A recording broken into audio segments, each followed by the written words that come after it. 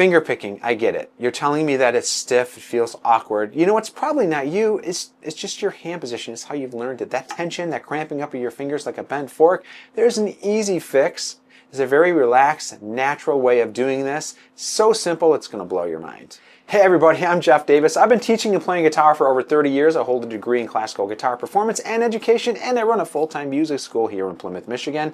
But today it isn't about credentials. It's about helping you finally feel like you're in control of your picking hand. You just need 3 simple changes with 1 exercise to make your finger picking feel natural. No guesswork, no tension. Let's dive in.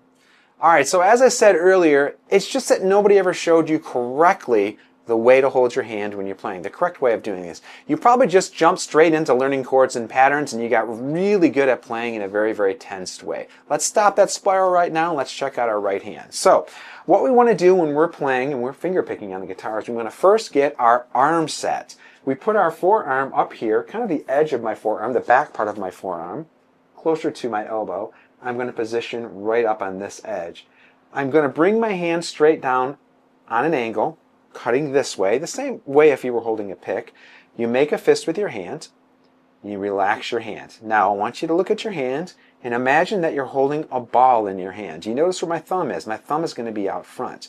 What we want to think about is a C shape rather than a cramp shape. Everybody does it, including myself. When we learn something new, we tense up. You have to relax your right hand in order for this to work. So, you're going to imagine you have a ball in your hand and place your hand above the strings just like that. Alright, now that our hand is placed correct, let's talk about finger movements. When we're picking the notes, we're picking the strings, the thumb is going to play the 6th string, the index finger is going to play the 3rd string, the middle finger is going to play the 2nd, and the ring finger, or the 3rd finger here, is going to be playing the top string. The pinky does absolutely nothing. In all my years of playing guitar, the pinky has never been used. Let's talk about the motion of the fingers.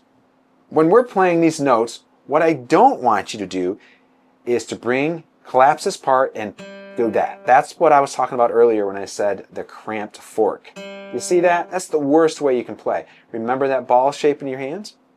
When you keep your wrist up and your hand in this C shape here, with the fingers kind of in that C shape, and each finger here has its own string, you're going to think about us pushing from this part of the knuckle, not from below this knuckle, from below the top knuckle. You're going to push from here. So what I'm doing is I'm pushing through the string, and when you do that, what you're going to find is it's much more relaxing because the finger will return back to where it was.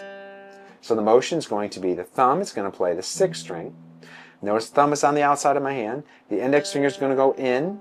Middle finger is going to push in. The ring finger is going to push in. Remember, it's not this, it's that. Alright, so on to our daily drill. I want you to practice this for about 5 minutes a day. Remembering where the right hand goes, where our picking hand goes, we're going to set that first. Remember, the back of the forearm here is going to be on the upper edge of the guitar. We're going to bring it up this way. Bring this wrist up a little bit.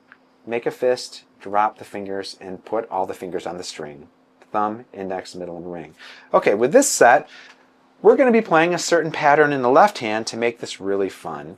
We're going to be playing the 7th fret, 5th fret, 3rd fret, and 2nd fret. And in the right hand, we're going to play a cycle of what's called an arpeggio. It's just a fancy word that means a broken chord. And it'll sound like this. Thumb, index, middle, ring, middle, index. That's one cycle. We're going to go thumb, index, middle, ring, middle, index. And we're going to switch our left hand for each cycle. So we're going to go 7th fret, 5th fret, 3rd fret, 2nd fret, and then the last one's going to be, alright? Okay, so let's put this together and play this together after 4. Really slowly we're going to start. So 1, 2, 3, 4, 7th fret, 5th fret. Remember to keep that right hand relaxed. 3rd fret, 2nd fret, open. And I want you to practice this for about 5 minutes a day. And it's going to take about a week, and you're going to see a huge difference in your playing. And that's it for the lesson today. And when you're ready to take the next step, I've got a great follow-up video waiting for you with 3 real fingerstyle techniques you can drop into actual music once your hand is trained and ready. I want you to click this link up here in the right-hand corner, and I'll see you in that lesson. Have a great day.